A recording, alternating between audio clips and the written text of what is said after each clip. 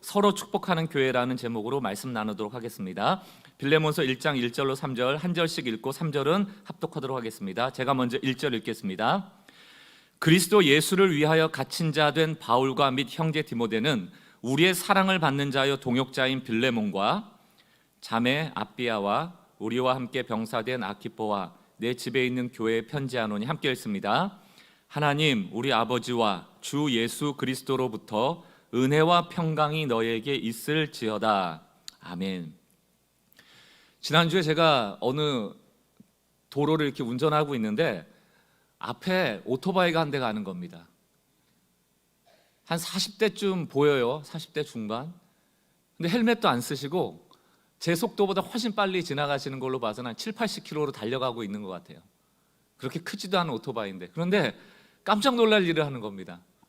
내리막길인데 두 손을 놓고요, 몸으로 막 좌우를 흔들면서 막 고개하듯이 가는 거예요. 제가 너무 놀라서 조심해야겠다 이런 마음으로 달리고 있는데 정차 신호등이 있어 제가 정차하고 있는데 그 오토바이도 갓길에다 차를 대더니 내려가지고 담배 한 대 꺼내가지고요, 깊은 한숨 쉬듯이 몇 모금 빨더니 다시 또 타고 대각선으로 사거리로 횡단해 지나가더라고요. 무시하고. 처음에는 무슨 생각이 드냐 하면 저 미친 사람 아니야? 저 사고 나려면 어떡하려고. 좀 마음에 이렇게 좀 뭐라 할까요? 화가 나는 마음 있잖아요. 운전하다 보면 이렇게 차선 안 지키고 하면 좀 화가 나잖아요. 그런 마음이 처음에 들다가 순간 한편으로 그런 마음이 드는 거예요. 좀 안 됐다, 저 사람 안 돼 보인다, 이런 마음이 드는 겁니다. 좀 저 사람 인생에도 무슨 사연이 있지 않을까, 이런 생각이 드는 거예요. 혹시 가장으로 좀 무게감이 있나? 아무것도 잘 안 되는 일 때문에 포기한 마음일까? 혹시 저렇게라도 자기가 가진 이 마음의 불만을 표출하려고 하는 걸까? 사실 조금만 실수하면 죽는 거 아니에요? 헬멧도 안 쓰고 7, 80km로 손을 놓고 달리고 있는 그 상황 말입니다. 얼마나 위험해요. 바로 앞에 죽음의 낭떠러지가 있는 거 알 텐데 저렇게까지 위험한 질주를 하려고 했을 때 저 마음은 뭘까? 우리가 알지 못하는 무슨 상처가 있지는 않을까? 주변에 좀 자신을 비난하는 사람들로 인하여서 마음에 좀 아픔이나 여러 가지 생각이 좀 들더라고요. 우리도 가끔 일상을 살다 보면 내 마음을 몰라주고 또 내 생각을 이해받지 못하는 것 때문에 좀 이렇게 분노를 표출하고 또 일탈하고자 하는 욕구가 생길 때가 있지 않습니까? 사람들에게는 다 자기 자신을 좀 이해해주고 또 공감해주고 격려해 주기를 원하는 마음이 다 있습니다. 언젠가 그 청소년 아이들을 대상으로 설문조사를 했어요. 너 무슨 말을 제일 듣고 싶니 지금? 이렇게 설문조사를 했습니다. 그랬더니만 그 결과가 뭐냐면 친구들에게는 같이 놀자, 이걸 제일 듣고 싶고요, 또 너가 내 친구라서 너무 좋아, 이런 말 듣고 싶답니다. 또 부모님에게는 어떤 말을 듣고 싶냐라고 했더니 사랑하는 아들, 사랑하는 딸 참 잘했다, 아빠 엄마는 너 항상 사랑해, 그리고 넌 지금도 잘하고 있어, 이런 말 듣고 싶어 한다는 겁니다. 또 이 학생들이 선생님한테는 이런 말 듣고 싶어 한대요. 참 잘했다, 또 괜찮아, 지금 잘하고 있어, 걱정하지 마, 이런 얘기요. 뭐 별말 아니에요. 언제든지 쉽게 할 수 있는 말 아닙니까? 그런데 얼마나 안 해주면, 이 쉬운 말을 얼마나 안 해주면 그 말을 제일 듣고 싶어 할까? 이 내용이 다 뭡니까? 그냥 공감해주고 격려해주고 칭찬해주는 말 아니에요? 근데 우리 가정들을 살펴보면 우리 아이들이 시험 문제 95점 맞아와도 어떤 분은 참 맞은 거 많이 맞았다고 칭찬해 주시는 분이 있는가 하면 그 하나 틀린 것 때문에 아이를 쥐잡듯 잡는 가정도 없지 않아 있습니다. 그런 아이들이 얼마나 긴장감 가운데 그 정서가 메마르고 상처받고 자랄지 아픈 마음이 크죠. 이게 뭐 부모 자식 간에만 있는 문제가 아니고 부부끼리도 우리는 늘 사소한 일에 목숨을 걸잖아요. 물론 여러 가지 큰 일로 인하여 상처를 주고받는 가정, 또 부부관계, 부모 자식 간의 관계도 있지만 거의 뭐 90% 이상은 사소한 일에 의해서 상처받고 마음 상할 때가 너무너무 많습니다. 우리 어른들을 대상으로 해서 지금 내가 듣고 싶은 말 아마 이렇게 설문조사 해보면 아이들의 생각과 별다르지 않을 거라고 저는 생각합니다. 사람은 늘 자신의 생각에 좀 공감해주고 이해해주고 잘한 일은 인정받고 칭찬받기를 다 원하는 것 아닙니까? 그럼에도 불구하고 그런 말을 그토록 원하고 있다라는 걸 미루어 볼 때 이 시대는 결핍의 시대고 불안의 시대고 경쟁의 시대고 불신의 시대고 불평등의 시대라고 해도 과언이 아닙니다. 가끔 이제 카페에 앉아서 제가 설교 준비하느라 앉아 있으면요, 본의 아니게 옆에 대화하는 것들을 듣게 되잖아요.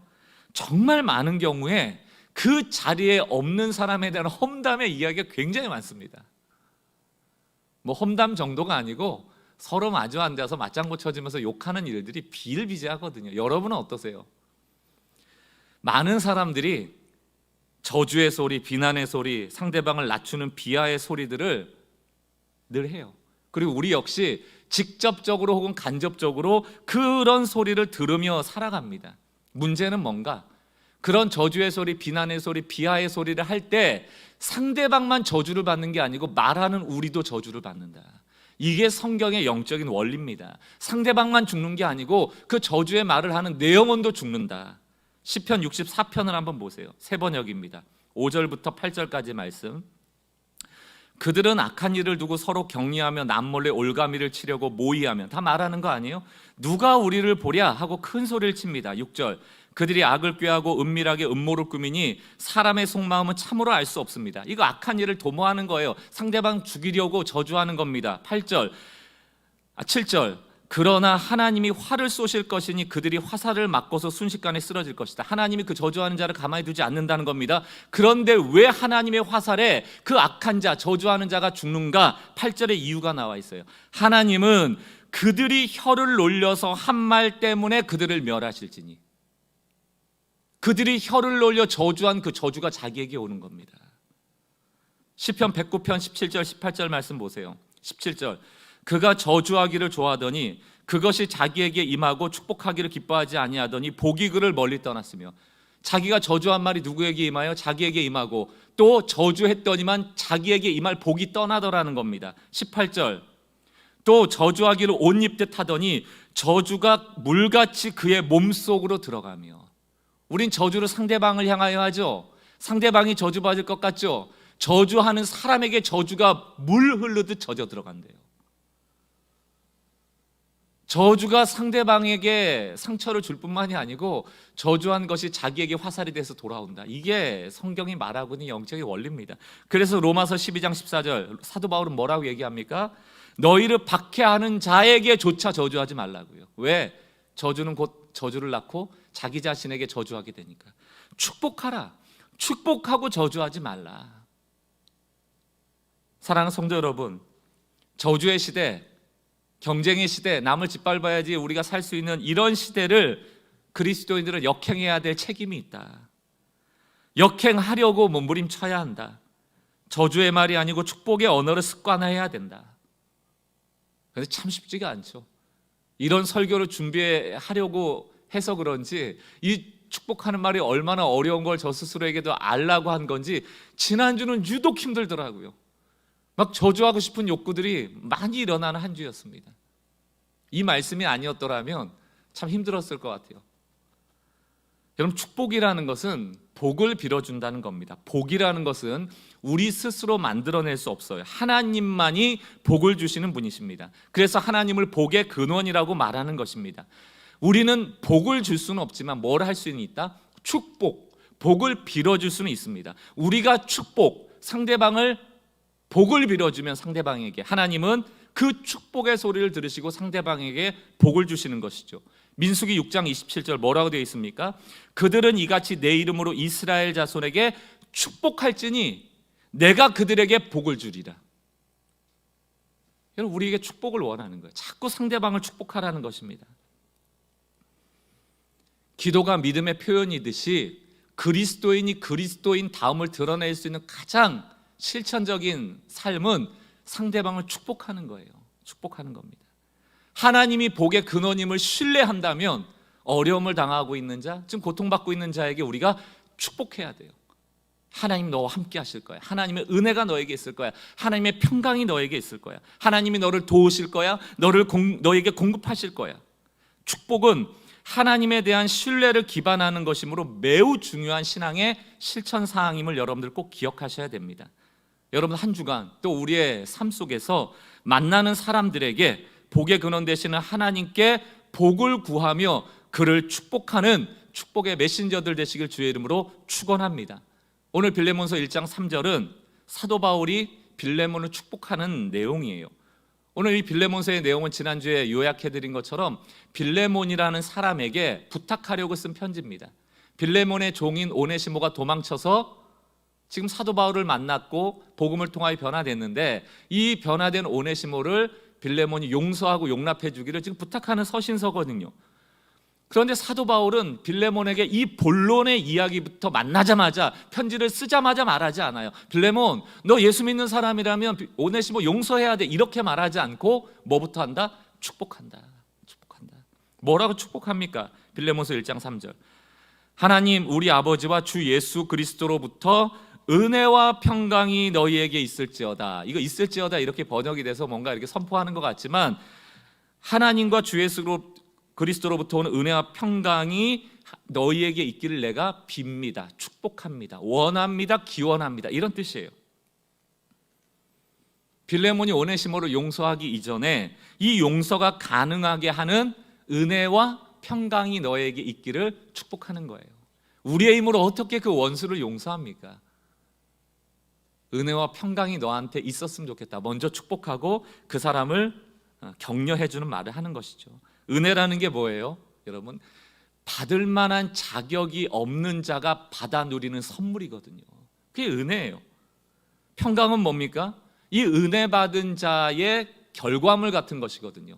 은혜를 받았다면, 하나님이 우리에게 선물을 주셨다면 그 선물을 받은 후에 나타나는 마음, 그게 평강이라는 것입니다.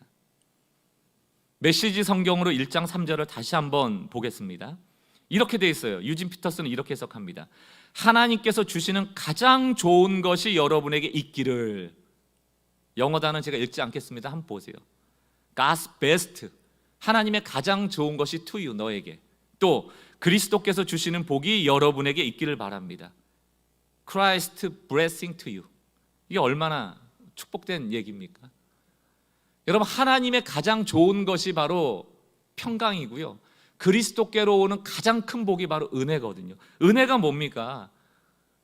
자격 없는 우리가 예수로 말미암아 죄사함을 누릴 뿐만이 아니고 하나님의 자녀되는 특권을 얻는 게 은혜고요, 이 신약 성경의 은혜를 구약 성경의 언어로 바꾸면 그게 바로 복이에요.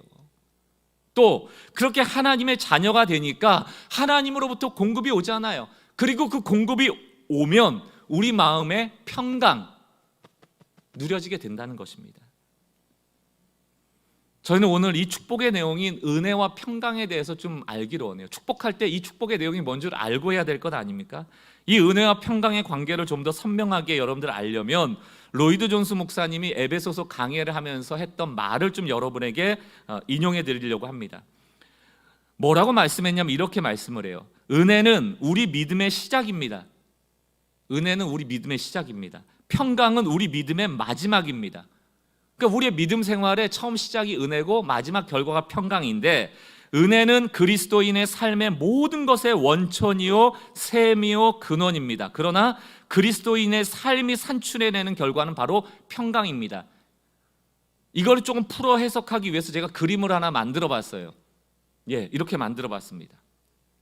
뭔가 하나님이 복 주시는 바다에는요, 하나님이 다스리는 주권적인 영역 안에는 하나님의 인도하심이 있고, 하나님의 공급하심이 있고, 하나님의 보호하심이 있고, 하나님의 위로하심이 있고, 하나님의 치유하심이 있고, 수많은 기이한 기적과 같은 일이 우리 하나님의 그 주권 안에 있는데, 이 주권 안에 있는 큰 복들을 누리기 위해서는, 이 은혜의 바다로 들어가기 위해서는 반드시 하나님이 우리를 불러주시는 은혜로부터 출발해야 돼요. 내가 저 하나님의 바다 안으로 들어갈 수 없다. 저 복의 근원 안을 내가 찾아갈 수 없고, 하나님이 부르시는 은혜로부터 저 놀라운 하나님의 다스림의 영역으로 우리가 들어갈 수가 있어요. 우린 다 예수로 말미암아 은혜 받았죠. 그럼 이미 이 하나님의 주권적인 다스림 삶 안으로 들어간 거예요. 우리 안에 하나님의 은혜가 있고, 인도가 있고, 공급이 있고, 보호가 있고, 위로가 있고, 자유가 있습니다. 이미 있어요, 여러분들. 그것을 깨닫는다면 우리 마음에 찾아오는 결과가 뭐다? 평강이라는 거예요. 평강이라는 겁니다. 우리에게 지금 평안이 없다, 내가 지금 평강이 없다, 평화가 없다라고 한다면 문제가 뭘까요?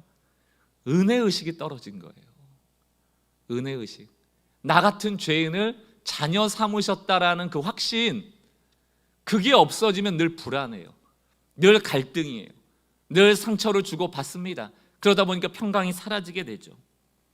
오늘 우리가 세상을 향하여서 이 은혜와 평강이 하나님께로부터 옵니다를 축복할 때 먼저 우리가 이 복된 소식을 경험하고 누려야 될 것 아닙니까?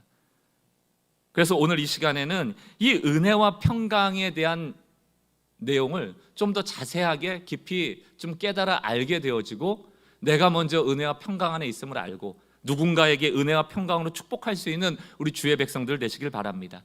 먼저 은혜와 평강에 대해서 얘기할 때 은혜에 대한 얘기를 먼저 좀 하려고 합니다. 제목을 이렇게 붙여봤습니다. 첫 번째, 은혜로 시작하는 복음 생활. 은혜로 시작하는 복음 생활. 특별히 이제 저는 이 신앙생활, 좋은 얘기인데요, 이 신앙생활이라는 게 너무 종교화되어 있기 때문에 복음생활이라고 좀 바꿔서 여러분들이 이해하시면 좋겠다는 생각을 합니다. 늘 우리가 예배 마쳐진 다음에 자막에 뭐라고 떠 있는지 여러분 기억하십니까? 여러분의 복음생활을 응원합니다, 이렇게 제가 띄워 달라고 부탁을 했습니다. 이 복음생활이라는 게 뭔가, 좀 종교생활하고 구분하려고 제가 좀 만든 용어입니다. 우리의 신앙이 종교화된다는 것이 무엇인가 하면, 기독교라는 우리의 이 믿음 체계가 다른 타 종교와 다를 바 없이 되는 현상을 바로 종교화라고 얘기해요. 타 종교와 다를 바 없는 현상으로 되어지는 것, 이게 기독교가 종교화되는 현상입니다. 여러분, 기독교는 종교가 아니거든요.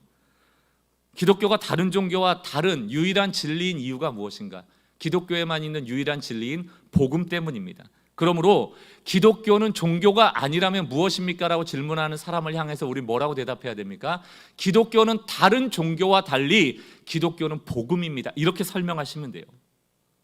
신앙생활이 종교생활이 되고 기독교가 종교가 돼버리면 다른 종교와 다름없이 자기의 유익, 자기에게 주어지는 복을 구하고 자기에게 유익이 생기기 위해서 열심히 착하게 살면 될 거야 라는 마음으로 살아가게 돼요.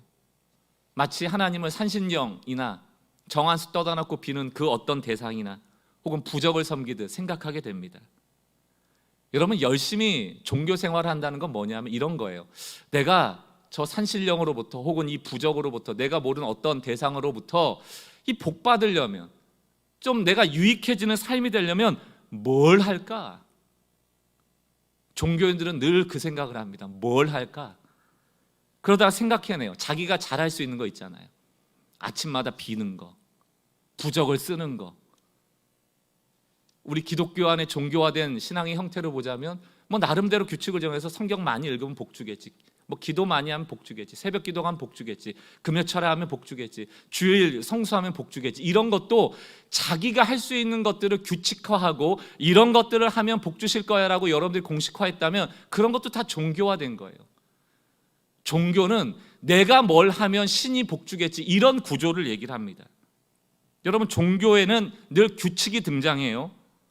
우리가 지킬 수 있는 규칙 몇 가지 만들어 놓고 그거 하면 잘 될 거야, 그리고 그거 못 지키는 사람 정죄합니다, 넌 그래서 복 못 받는 거야, 이런 식으로 말이죠.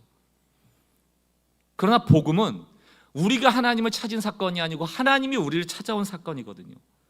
우리는 하나님의 형상대로 지음받았고 그분의 뜻대로 살아가야 되고 그분이 주시는 것에 자족해야 되는 존재거든요. 그러나 종교인이 되면 자기 구미에 맞고 자기의 통제 안에 있는 자기가 만든 신을 요구하게 돼요. 나를 닮은 신, 내가 기도만 하면 들어주는 신, 내가 기도하는 것들에 찬성하는 신. 신약 성경으로 넘어와서 유대 종교 지도자들의 대표적인 특징이 뭐예요?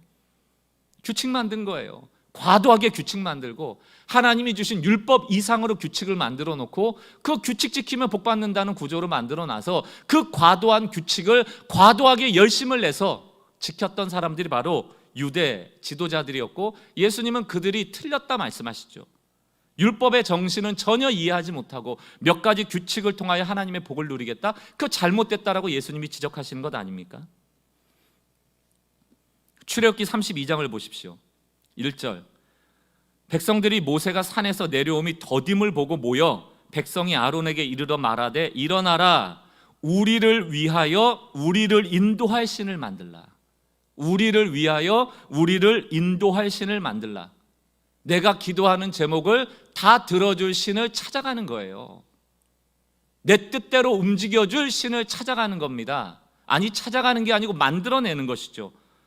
이 모세 곧 우리를 애굽 땅에서 인도하는 사람 어찌 되었는지 알지 못함이라. 시내산 가서 안 내려오니까요. 2절 아론이 그들에게 이르되 너희 아내와 자녀의 귀에서 금고리를 빼어 내게로 가져오라. 이 사람들이 생각하는 신은 어떤 신이에요? 화려한 신이에요.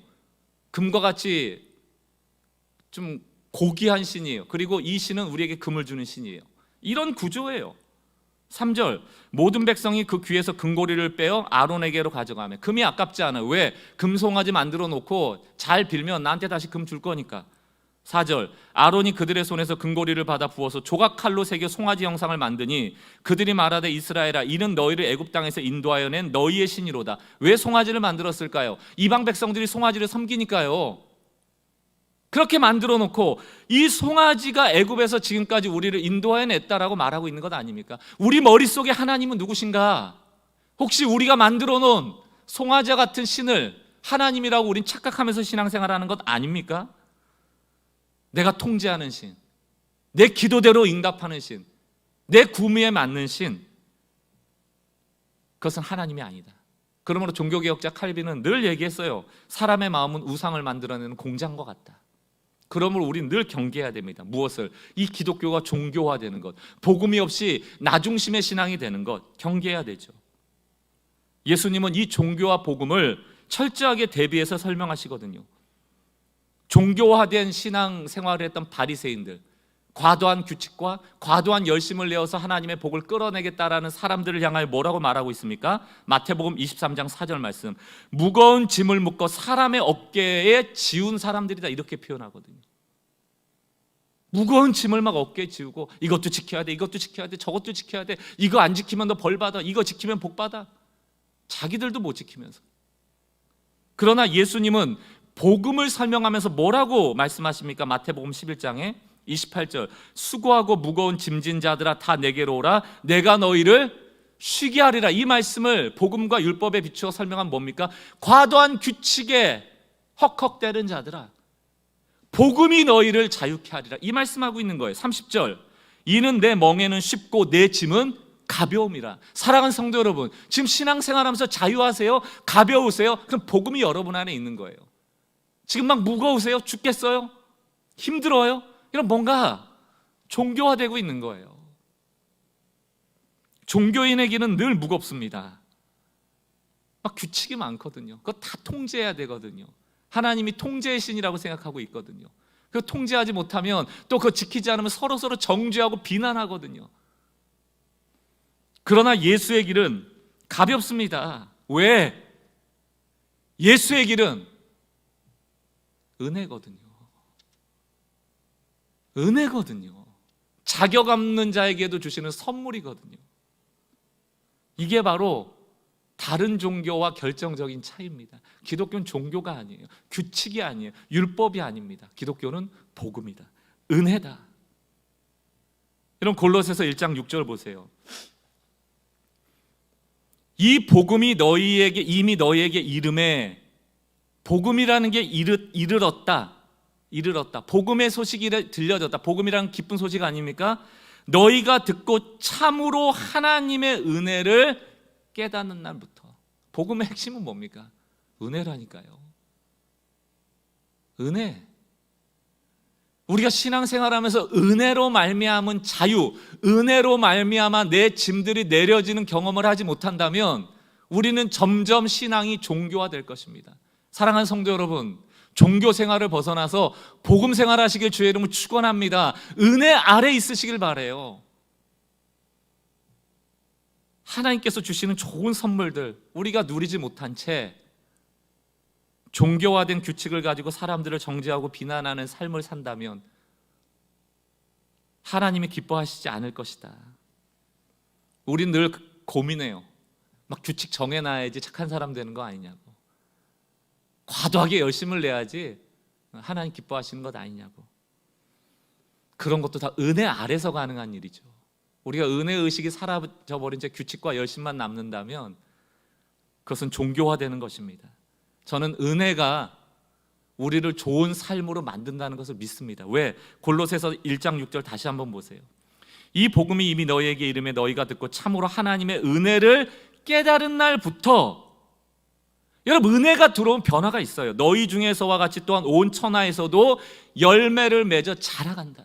은혜가 우리를 자라가게 한다니까. 여러분, 이걸 믿으셔야 돼요. 하나님이 우리를 만들어 가시는 겁니다. 여러분, 자유하셨으면 좋겠어요. 은혜가 우리에게 좋은 삶을 낳게 되도록 하는 것, 삶의 변화를 수반하게 하는 것, 이것이 바로 복음 생활의 진수입니다. 은혜에 근거한 복음 생활. 그러면 여러분, 우리에게 있어서 가장 큰 죄는 뭔가, 살아가면서? 여러분, 무슨 죄가 제일 큰 죄인 것 같아요? 살아가시면서 내가 주도하는 생활, 내가 주도하는 신앙, 이게 제일 큰 죄예요.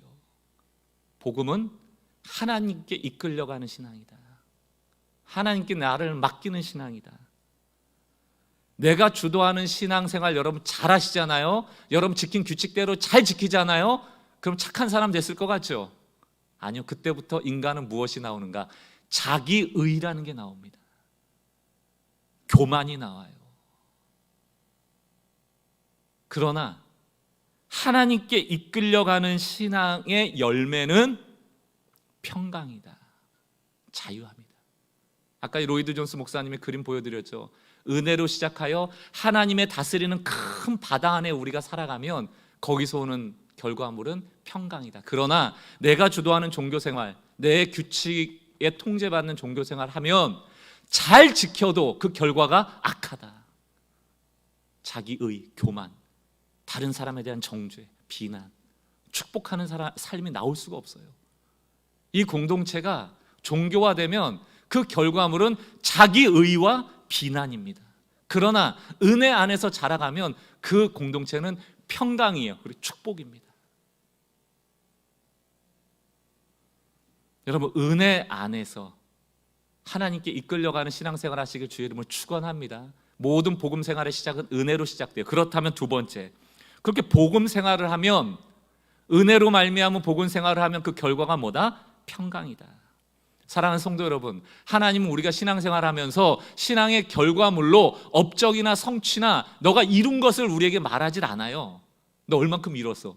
무슨 규칙을 잘 지켰어? 그래프 그려봐. 지금 몇 점이야? 이걸 원하시는 게 아니고 뭘 원하신다? 너의 내면이 평강으로 말미암아 단단하냐? 하나님을 향한 그 마음이 단단하냐? 심지가 견고하냐? 심지가 견고한 자, 중심이 견고한 자를 하나님이 평강에서 평강에 이르게 하신다.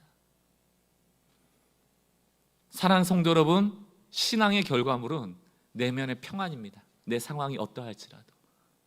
이게 가능하려면 은혜의식이 있어야 되고, 은혜 안에 우리가 하나님의 공급받음을 믿어야 되고, 그 결과물이 어떤 환경을 뛰어넘는 마음의 평강을 주는 거예요. 그러나 우리가 이 평강에 대한 얘기를 할 때 거짓 평강이 있고 참 평강인데 이걸 좀 구분하셔야 돼요. 오늘 이 메시지가 중요한 메시지입니다. 성경에는 굉장히 많은 경우에 거짓 평안, 거짓 평화, 거짓 평강에 대한 얘기가 있습니다. 에레미야 14장이 대표적인데요. 13절. 지금 70년 바벨론에 포로 끌려갈 거라고 에레미야가 예언을 하니까 거짓 선지자들이 막 우후죽순처럼 나오는 것 아닙니까? 13절. 이에 내가 말하되, 이거 이에 내가는 예레미야입니다. 예레미야가 말하되 슬프도소이다 주 여호와여 보시옵소서. 거짓 선지자들이 그들에게, 이스라엘 백성에게 이르기를 뭐라고 해요? 너희가 칼을 보지 않겠고 기근은 너희에게 이르지 아니할 것이라. 얼마나 좋아요. 전쟁이 없대요. 먹고 살 수 있대요. 내가 이곳에서 너에게 확실한 평강을 주리다. 근데 이게 누가 한 얘기예요? 에레미야가 한 얘기가 아니고 거짓 선지자들이 한 얘기다. 14절. 여호와께서 내게 이르시되 선지자들이 내 이름으로 거짓 예언을 하는도다. 나는 그들을 보내지 아니하였고 그들에게 명령하거나 이르지 아니하였거든. 그들이 거짓 계시와 점술과 헛된 것과 특별히 자기 마음에 있는 거짓으로 예언하였도다. 사람들의 마음에는 거짓이 있어요. 어떤 거짓이 있을까요? 평강에 대한, 거짓 평강에 대한 생각이 있다고요. 우리는 평강, 그럼 뭐라고 생각합니까? 전쟁이 없고 기근이 없고, 요즘 얘기로 하면 내 주변에 갈등이 없고 먹고 사는데 지장 없고, 이런 거를 평강이라고 생각합니다. 이스라엘 백성도 늘 그렇게 생각했어요. 여기 예루살렘 성전이 있고 예루살렘 성전에 하나님이 계시는데 어떻게 이스라엘이 망하느냐? 자기들이 지은 죄는 생각도 안 해요. 맹목적인 신앙입니다. 교회는 안 망합니까? 주일 성수하면 안 망해요? 기도 열심히 하고 성경 열심히 하면 안 망해요? 고난이 없습니까? 그렇지 않아요. 우리가 얼마나 거짓 평강에 사로잡혀 살아가는지 모릅니다. 평강, 그럼 여러분 무슨 그림이 떠오르세요? 눈 감고 한번 평강 한번 떠올려 보세요. 푸른 초장에 양떼가 풀을 뜯고 있고요, 잔잔한 호숫가에 벤치에 앉아가지고 쫙 앉아있는 거, 막 펜션 같은 큰 집에서 삼겹살 구워 먹고 있는 거, 뭐 이런 거 떠올리십니까? 이스라엘 백성도 전쟁이 없고 기근이 없어 먹고 살 수 있는 것을 평강이라고 생각했습니다. 확실한 평강이라고 생각했기 때문에 그런 거짓 선지자들이 얘기하는 얘기에 귀가 쏙 가는 거예요. 그럼 여러분, 그들이 생각하는 거짓 평강, 전쟁이 없고 먹고 사는데 지장이 없는 나라가 되려면 여러분 어떻게 해야 될까요? 세상적 방정식으로 생각을 하면 힘이 있어야 돼요. 힘이 있어야 된다. 결국 힘으로 귀결되게 돼 있거든요.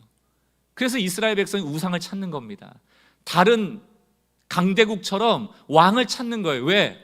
보니까 저긴 잘 먹고 잘 사는데 저기는 저런 신을 섬긴대, 저긴 저런 왕이 있대, 우리도 왕이 있었으면 좋겠고 저런 식으로 신을 섬겼으면 좋겠어.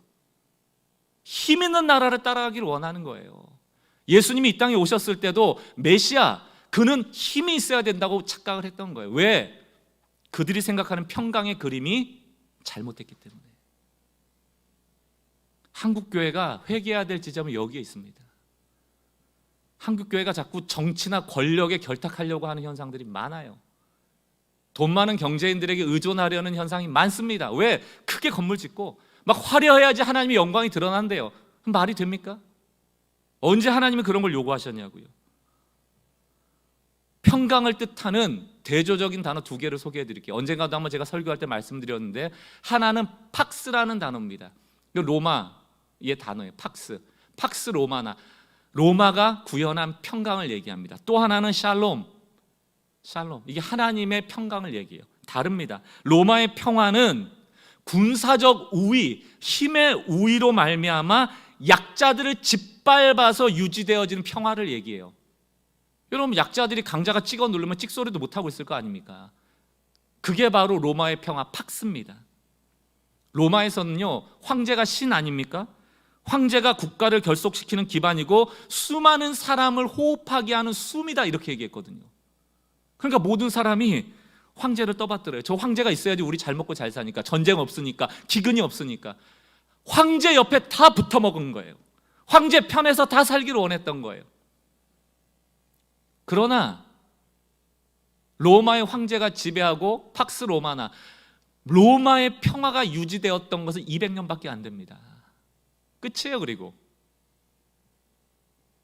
로마의 평화에는 시간적 한계뿐만 아니고 또 다른 한계가 있습니다. 예레미야 6장 13절 14절로 한번 이 한계를 다시 한번 되새겨 보겠습니다. 13절, 이는 그들이 가장 작은 자로부터 큰 자까지 다 탐욕을 부리며 선지자로부터 제사장까지 다 거짓을 행함이라. 이게 이제 로마 시대로 치자면 다 황제한테 빌붙는 거예요. 제사장이든 선지자든 누구든 다 권력에게 빌붙는 거예요. 그리고 14절 뭐라고 얘기합니까? 그들이 내 백성의 상처를 가볍게 여기면서 약자들에 대해서는 상관하지 않으면서 말하기를 뭐라고 해요? 황제 편에서 약자들을 향해서 평강하다, 평강하다. 너나 평강하지. 황제 편에 서서 평강하다, 평강하다 하나 약자들에게는 평강이 없도다, 이 얘기입니다. 힘이 있는 자들만 가진 평강이에요. 힘이 있는 자들만 가지는 평강, 이게 팍스 로마나입니다. 그럼 그거 원하세요? 힘을 가지고 힘 있는 사람 편에 서서 나라도 잘 먹고 잘 살자, 이것을 여러분 지금 평강이라고 생각하고 계십니까? 그러나 성경에서 하나님의 평강인 샬롬은 사랑과 자비에 기초한 것이죠. 예수 그리스도를 평화의 왕으로 보내셨다라고 되어 있습니까? 말씀하십니다. 예수님은 평화의 왕으로 오셨을 때 십자가를 지시죠. 피 흘리시죠. 그것으로 말미암아 평화를 완성하시는데, 이 십자가로 말미암아 완성된 평화는 힘 있는 자들만의 평화가 아니고 전 우주적이며 전 인류적이며 약자들을 향한 평화였다는 것입니다. 달라요. 에베소서 2장 14절에서 18절 말씀 볼까요? 14절.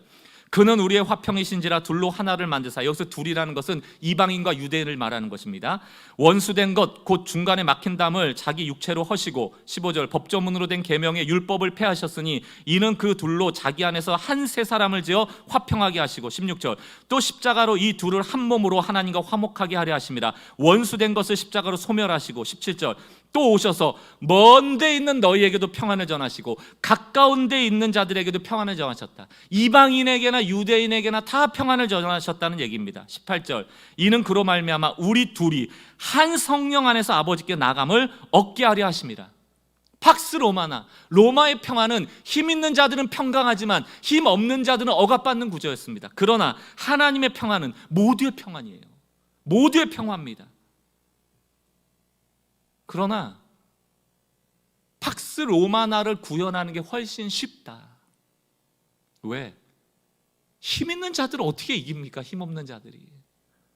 그러므로 힘을 가지고 짓눌러버리고 꼼짝 못하게 하고 저항하지 못하게 함으로 평화를 이루는 게 제일 편해요. 누가 힘 있는 자를 이길 수 있습니까? 그러나 하나님의 샬롬을 구현하는 것은 어렵다. 왜? 대가를 지불해야 되거든요. 거저 하나님의 평화가 이루어졌습니까? 에베소서 2장 16절 뭐라고 돼 있어요? 또 십자가로 이 둘을 한 몸으로 하나님과 화목하게 하려 하심이라. 원수된 것을 십자가로 소멸해. 십자가는 힘입니까? 여기에 만약에 하나님이 전능하심으로 그들을 화목하게 하시고 그 원수된 것을 전능함으로 소멸했다면 이건 팍스 로마나입니다. 그러나 하나님은 전능함으로 평화를 이루신 것이 아니고 십자가라는 자기 희생을 통하여 평화를 이루셨거든요. 마틴 루터 킹 목사, 여러분 잘 아시죠? 이분이 뭐라고 말했냐면 진정한 평화는 단지 긴장이 없는 상태만을 말하는 것이 아니라 정의가 구현되는 것을 말한다. 여러분 긴장이 없어진 상태, 그냥 약자들이 무슨 소리하면 꼼짝 못하게 하려면 힘으로 짓밟아버리면 돼요. 그럼 갈등 없어집니다. 그러나 그 약자들의 소리를 듣고 약자들도 평안하게 하는 정의, 강한 자가 그 힘을 통하여 약자를 돕는 것을 정의라고 하지 않습니까? 그 정의가 구현될 때는 강한 자들이 대가를 지불해야 되는 자기 희생이 필요한 거예요.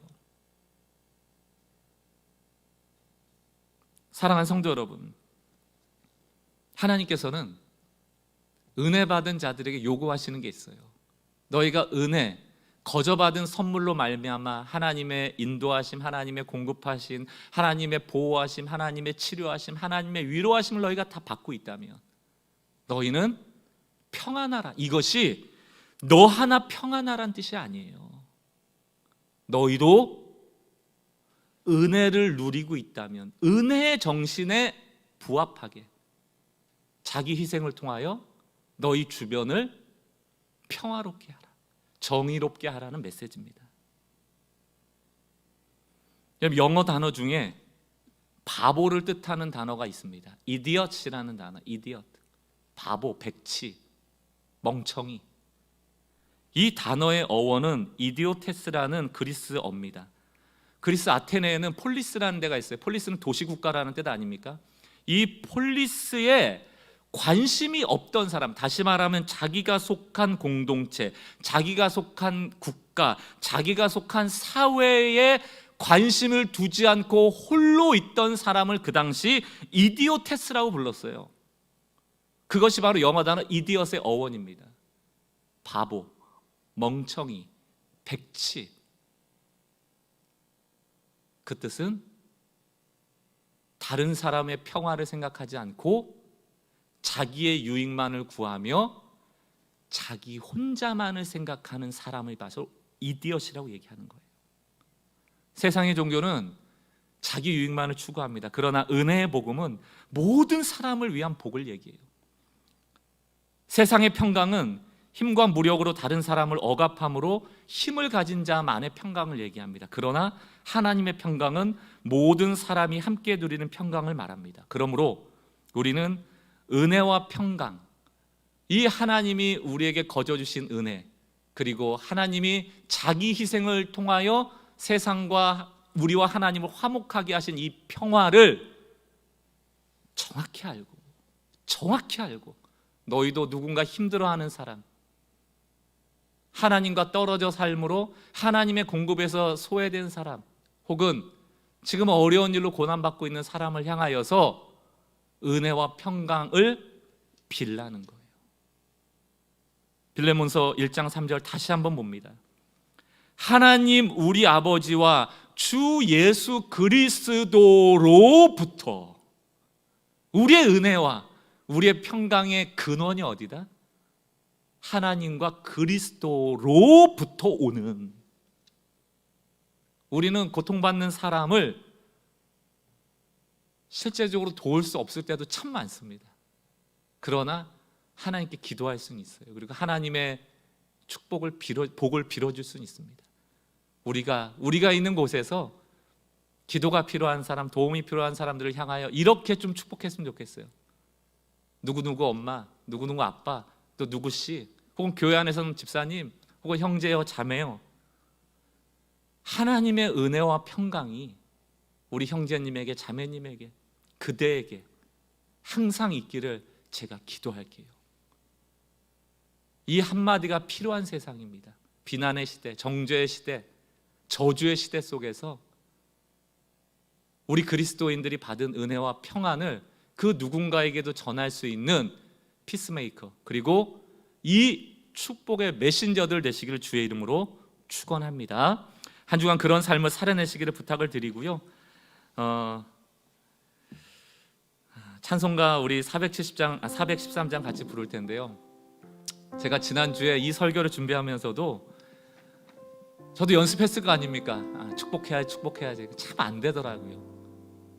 왜냐하면 제 삶도 지치고 힘든데 뭐 누구를 축복해 이런 마음도 있더라고요.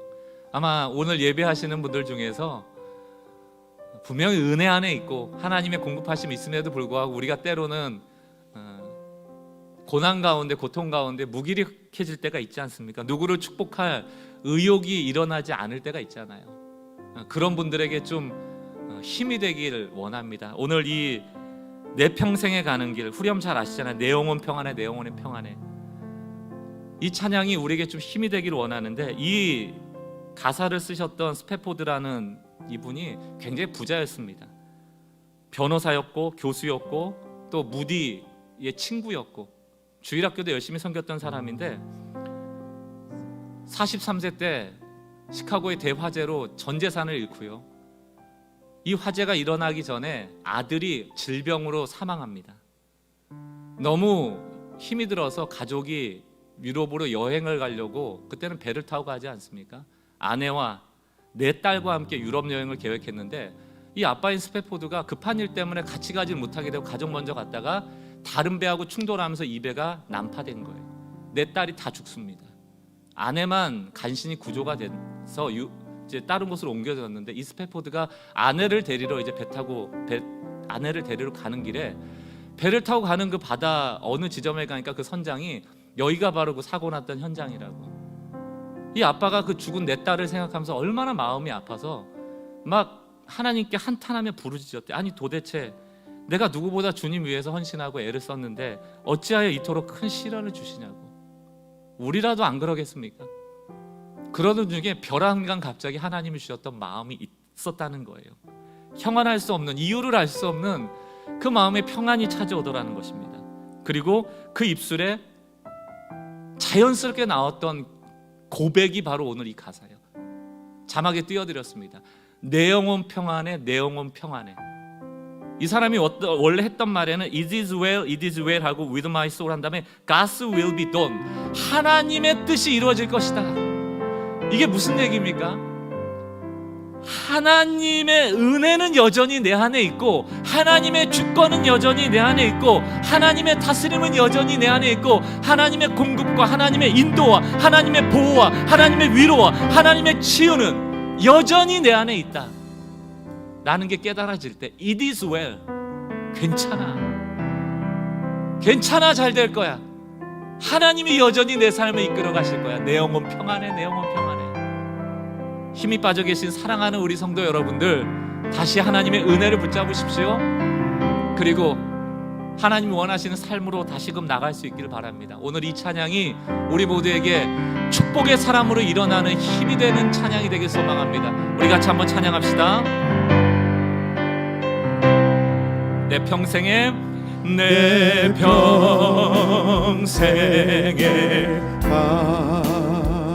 순탄하여 늘 잔잔한 강 같든지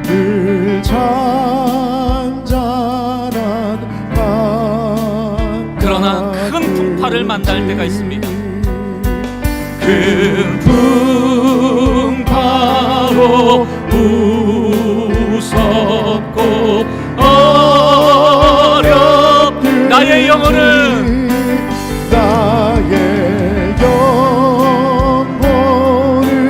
늘 우리 2절 가사 찬양합니다.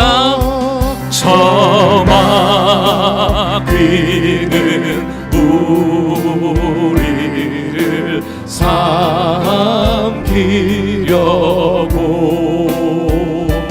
입 벌리고 달려와 평화의 왕이 되시는 예수는 주 예수는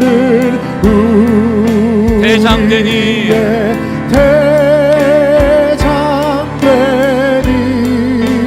끝내 싸워서 이기리라. 내 영혼 평안해, 내 영혼 평안해,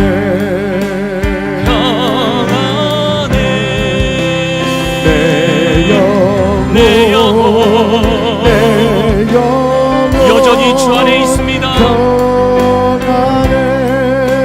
우리 3절 4절 찬양합니다. 내 지은 죄, 내 지은 죄 주 홍빛 같더라도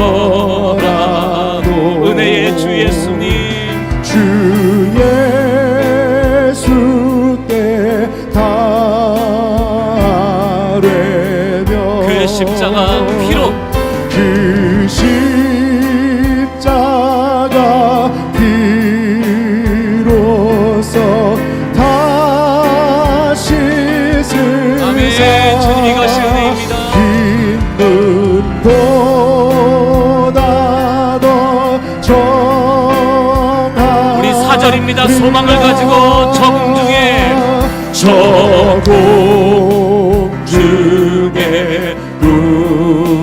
구름이 일어나며 그 나팔이 울릴 때에 주 오셔서 세상을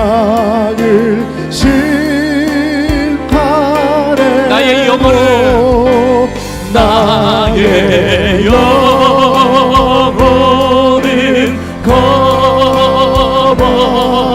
겁없으니 자신에게 선포합시다. 내 영혼, 내 영혼, 내 영혼 평안해, 평안해, 내 영혼, 내 영혼 평안해.